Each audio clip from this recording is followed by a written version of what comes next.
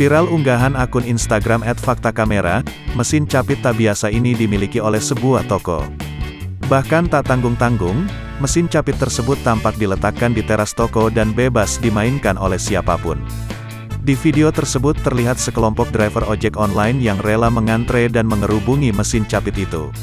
Satu persatu bergiliran memainkannya dengan fokus berusaha mengambil hadiah yang terdapat di dalam mesin tersebut. Yang turut menjadi sorotan ternyata bukan cuma ada uang tunai Rp50.000 yang disediakan sebagai hadiah.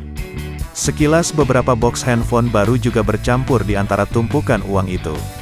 Meski tentu saja diperlukan usaha ekstra kalau ingin mencapit hadiah handphone baru dalam sekali percobaan.